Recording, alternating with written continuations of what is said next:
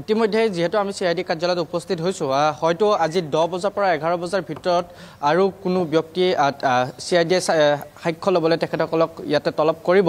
কিন্তু এই মুহূৰ্তলৈকে কোনো ব্যক্তি এই মুহূৰ্তলৈকে উপস্থিত হোৱা নাই কিন্তু এটা কথা উল্লেখ কৰিব লাগিব শতাব্দী বৰাই ইতিমধ্যে যোৱাকালি CID কাৰ্যালয়ত যেহেতু হাজিৰ হৈছিল কেইবাটাও গুৰুত্বপূৰ্ণ কথা তেখেতে ইয়াতে উল্লেখ কৰিছে আৰু তাৰ পাছত তেখেতৰ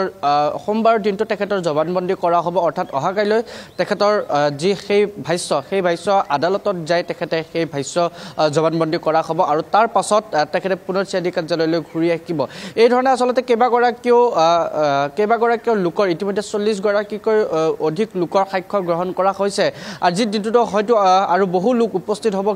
আৰু সেই সকলো লোকৰে সাক্ষ্য গ্ৰহণ কৰা হ'ব বা তেখেতসকলৰ ষ্টেটমেণ্ট লোৱা হ'ব আৰু ষ্টেটমেণ্ট লোৱাৰ উপৰিও আমি এটা কথা উল্লেখ কৰিব লাগিব যে ছিংগাপুৰৰ সেই যিসকল ব্যক্তি এই মুহূৰ্তলৈকে উপস্থিত হোৱা নাই তেখেতসকলক দ্বিতীয়বাৰৰ বাবে সমন জাৰি কৰা হ'ল ইতিমধ্যে শনিবাৰৰ দিনটোত SDGP মুন্না প্ৰসাদ গুপ্তাই এটা কথা উল্লেখ কৰিছে যে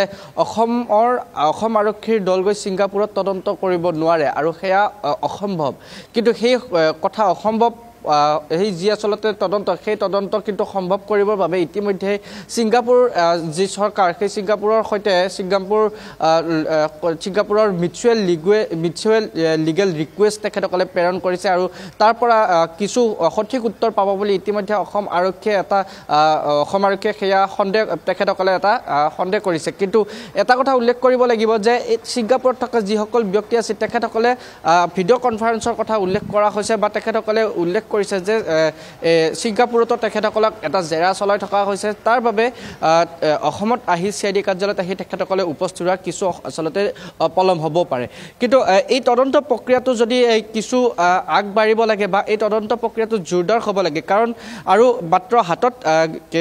দুটা দিন বাকী আছে দুটা দিনৰ পাছত আদালতত 7 গৰাকীকৈ যি লোক এই মুহূৰ্তলৈকে গ্ৰেপ্তাৰ কৰা হৈছে এই 7 গৰাকীকৈ লোককে আদালতত হাজিৰ কৰাব লাগিব আৰু সেই 7 গৰাকী লোকৰ বিৰুদ্ধে যি ধৰণৰ অভিযোগ উত্থাপন হৈছে বা যি ধৰণৰ আচলতে তেখেতসকলৰ ওপৰত ধাৰা আৰোপ কৰা হৈছে সেই ধাৰাসমূহ আদালতত উপস্থাপন কৰি তেখেতসকলক পুনৰ জেল হাজতলৈ প্ৰেৰণৰ বাবে ইতিমধ্যে SITৰ দলটোৱে সেই সকলোবোৰ তথ্য যুগুত কৰি সাজু কৰি ৰাখিছে কিন্তু এই সকলোবোৰ ঘটনাৰ কিন্তু এটা মূল গুৰুত্বপূৰ্ণ কথা আছিল যে সেয়া হ'ল জুবিন গাৰ্গৰ মৃত্যুৰ ন্যায় কিন্তু সেই জুবিন গাৰ্গৰ মৃত্যুৰ ন্যায়ৰ বাবে সঠিক তথ্য আৰু অকমান আৰু কিছু আচলতে প্ৰয়োজন আছে অসমৰ SITৰ দলটোক SIT বা CID যি দলে তদন্ত চলাই আছে সেই তদন্তৰ বাবে কিছু আচলতে তথ্য এই মুহূৰ্তলৈকেও যুগুত কৰিবলৈ বাকী আছে কাৰণ এই মুহূৰ্তলৈকেও CID বা SITৰ হাতত ছিংগাপুৰৰ যি ইয়ট পাৰ্টি বা ছিংগাপুৰৰ হোটেলখনৰ যি CCTV ভিজুৱেল সেই সকলোবোৰ তথ্য কিন্তু এই মুহূৰ্তলৈকে SITৰ হাতত সেইসমূহ নাই যাৰ পৰিপ্ৰেক্ষিতত এই তদন্ত প্ৰক্ৰিয়াটোত ছিংগাপুৰত হোৱা ঘটনাৰ সবিশেষ আচলতে যদি আদালতত দাখিল কৰিব লগা হয় বা আদালতত সেইসমূহ যদি দেখুৱাব লগা হয় যি ধৰণে আচলতে ধাৰা আৰোপ কৰা হৈছে বা যি অভিযোগ তেখেতসকলৰ বিৰুদ্ধে লগোৱা হৈছে সেই সকলোবোৰ প্ৰমাণ হিচাপে আদালতত যদি দাখিল কৰিব লগা হয় তেতিয়াহ'লে ছিংগাপুৰৰ সেই ইয়ট পাৰ্টিৰ দৃশ্যাংশসমূহ বা ইয়ট পাৰ্টিৰ CCTV ফুটেজ এই সকলোবোৰ আচলতে প্ৰয়োজন কিন্তু কি ধৰণে আচলতে এই সকলোবোৰ এই ছিংগাপুৰৰ দৃশ্যাংশসমূহ বা হোটেলৰ CCTV ফুটেজ নোহোৱাকৈ এই SIT দলে আচলতে কি ধৰণে আদালতত এই সমগ্ৰ বস্তুসমূহ তথ্য প্ৰমাণসমূহ দাঙি ধৰিব সেয়া লক্ষণীয় হ'ব কাৰণ অতিকৈ এই 14 দিনৰ যি জিম্মা এই 14 দিনৰ জিম্মাত 7 গৰাকীকৈ লোকক গ্ৰেপ্তাৰ কৰা হৈছে তাৰে কেইবাগৰাকী লোকক তেখেতসকলক CID কাৰ্যালয়ৰ ভিতৰতে জেৰা চলাই থকা হৈছে এই মুহূৰ্তত বা তেখেতসকলৰ কি ধৰণৰ তথ্য লাভ কৰিছে সেয়া CID আচলতে ৰাজহুৱা কৰা নাই কিন্তু এটা কথা উল্লেখ কৰিছে যে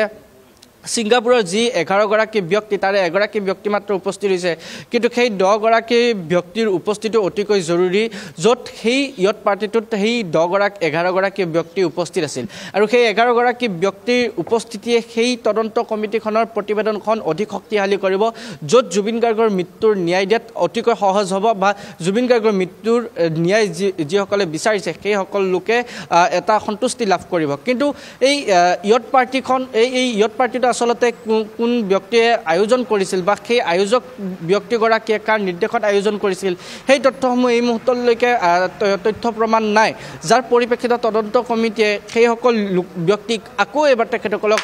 CID কাৰ্যালয়ত হাজিৰ হ'বলৈ সমন জাৰি কৰিছে ইতিমধ্যে 6 অক্টোবৰ সেইসকল ব্যক্তিৰ ডেডলাইন আছিল তেখেতসকল উপস্থিত হোৱা কিন্তু আইন অমান্য কৰি সেইসকল ব্যক্তি কেৱল এজন ব্যক্তিহে উপস্থিত হৈছে বাকি 10 গৰাকী ব্যক্তি এই মুহূৰ্তলৈকে উপস্থিত হোৱা নাই সেই 10 গৰাকী ব্যক্তিক আকৌ মুতায়ন কৰা আকৌ তেখেতসকলক সমন জাৰি কৰা হৈছে তেখেতসকলক CID কাৰ্যালয়ত হাজিৰ হ'বলৈ নিৰ্দেশ দিয়া হৈছে কিন্তু সেইসকল ব্যক্তিৰ উপস্থিতি বা সেইসকল ব্যক্তিৰ সাক্ষ্য কি ধৰণে তেখেতসকলে ভাষ্য ৰাখে বা কি দেখিছিল তেখেতসকলে নিজ চকুৰে জুবিন গাৰ্গৰ যেতিয়া মৃত্যু হৈছিল সেই মৃত্যুৰ সময়ত পানীত যি ধৰণে পষ্টমৰ্টেম ৰিপৰ্টত মৰণোত্তৰ পৰীক্ষাৰ প্ৰতিবেদনত উল্লেখ আছিল যে পানীত ডুবি মৃত্যু হৈছিল এই পানীত ডুবাৰ সময়ত আচলতে কিমান সময় পানীত তলত ডুবি আছিল বা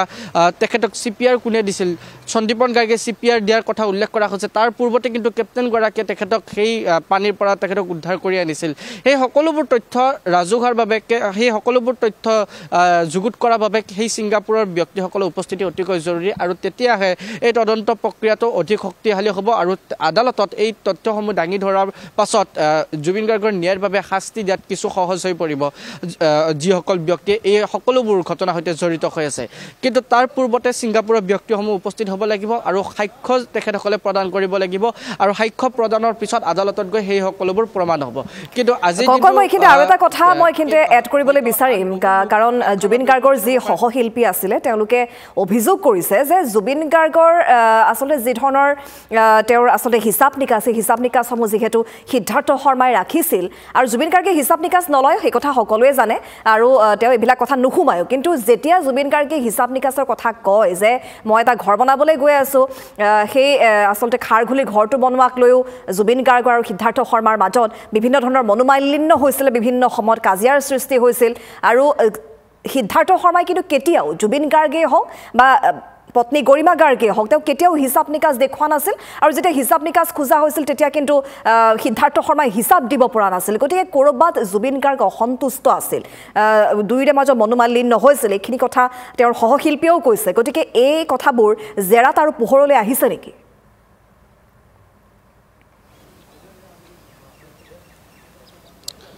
হয় যাওক সেই কথা আচলতে CIDৰ যি সেই জেৰাত আচলতে সেই সকলোবোৰ তথ্য প্ৰমাণ পাইছে যাৰ পৰিপ্ৰেক্ষিতত সিদ্ধাৰ্থ শৰ্মাক গ্ৰেপ্তাৰ কৰা হৈছে লগতে সিদ্ধাৰ্থ শৰ্মাৰ ওপৰত উঠা অভিযোগত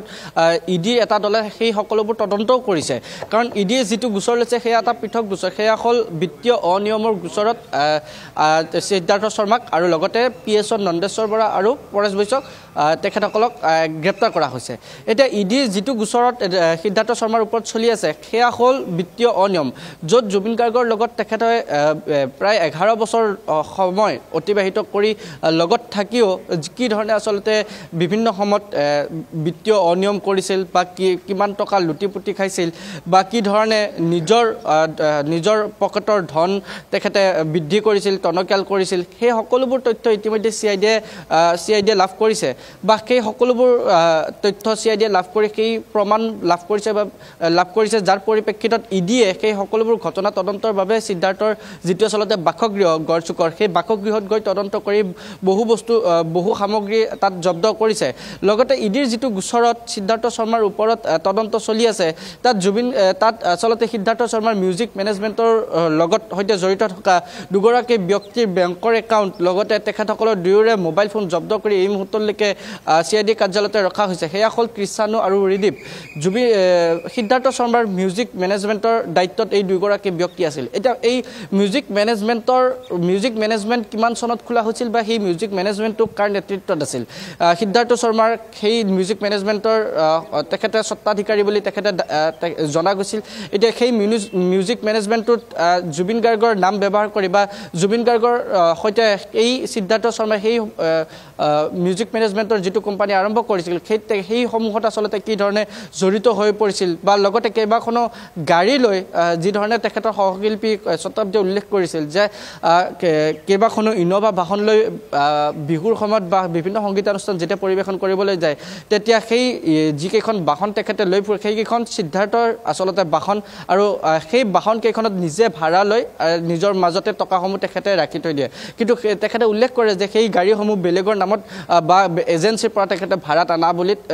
অনা বুলি তেখেতে উল্লেখ কৰে এইসমূহ আচলতে কথা এই মুহূৰ্তত পোহৰলৈ আহিছে আৰু সেই সকলোবোৰৰ তদন্ত কৰিছে যে সেই টকাবোৰ কি ধৰণে জুবিন গাৰ্গৰ পৰা লগত মেনেজাৰ হিচাপে থকাত সিদ্ধাৰ্থ শৰ্মা সেই ধনসমূহ সৰকাইছিল বা কি ধৰণে আচলতে লুটিপুটি খাইছিল য'ত শেখৰ গোস্বামীৰ বিৰুদ্ধেও কেইবাটাও অভিযোগ উঠিছে বা সেই জোনালিষ্টিত যিটো ষ্টুডিঅ' সেই ষ্টুডিঅ' নিৰ্মাণৰ সময়ত কি ধৰণে আচলতে বিত্তীয় অনিয়ম হৈছিল সেই সকলোবোৰ তদন্ত কৰি থকা হৈছে কাৰণ এটা ঘৰ বনাবলৈ খাৰঘুলিত জুবিন গাৰ্গৰ হাতত টকা নাছিল বা সেই কথা এখন বিহু মঞ্চত তেখেতে উল্লেখ কৰিছিল ৰাইজৰ সহায় বিচাৰিছিল এতিয়া সেই ঘৰটো বনোৱাৰ সময়ত বা সেই ঘৰটো আধৰুৱা হৈ ৰ'ল সেই ঘৰটো বনোৱাৰ সময়তো জুবিন গাৰ্গে যেতিয়া মঞ্চত উল্লেখ কৰিছিল এই সিদ্ধাৰ্থ শৰ্মা মেনেজাৰ তেখেতৰ মেনেজাৰগৰাকীয়ে কি ধৰণে আচলতে সেই টকাসমূহ ক'ত ৰাখিছিল বা কি ধৰণে তেখেতে ইনভেষ্ট কৰিছিল সেই সকলোবোৰ তদন্ত এই মুহূৰ্তত SIT দলে চলাই আছে আৰু পৰৱৰ্তী পৰ্যায়ত এই তদন্তসমূহ SIT দলে সংবাদমেলযোগে হয়তো ৰাজহুৱা কৰিব কিন্তু সিদ্ধাৰ্থ শৰ্মাৰ ওপৰত যে বিত্তীয় অনিয়মৰ বা ইডিৰ এটা গোচৰ চলি আছে আৰু সেই গোচৰত ইতিমধ্যে বিত্তীয় অনিয়মৰ যিহেতু অভিযোগ তেখেতৰ ওপৰত লাভ কৰিছে তেখেতক সেই গোচৰতে গ্ৰেপ্তাৰ কৰি এফালে জুবিন গাৰ্গৰ মৃত্যু আৰু আনফালে তেখেতৰ বিত্তীয় অনিয়মৰ বাবে দুটাকৈ গোচৰ গ্ৰেপ্তাৰ কৰি এই মুহূৰ্তলৈকে তদন্ত চলাই থকা হৈছে পৰৱৰ্তী পৰ্যায়ত হয়তো আৰু অধিক তথ্য লাভ কৰি CID সংবাদমেল এই মুহূৰ্তত ধন্যবাদ জ্ঞাপন কৰিছো আৰু অধিক আপডেট আপুনি ল'বলৈ চেষ্টা কৰক অধিক আপডেটৰ সৈতে পৰৱৰ্তী সময়তো আপোনাৰ সৈতে সংযুক্ত হ'ম আমি খবৰখিনি জানিবলৈ চেষ্টা কৰিম আজিও হয়তো বহুকেইজনক জেৰা কৰাৰ পূৰ্ণ সম্ভাৱনা আছে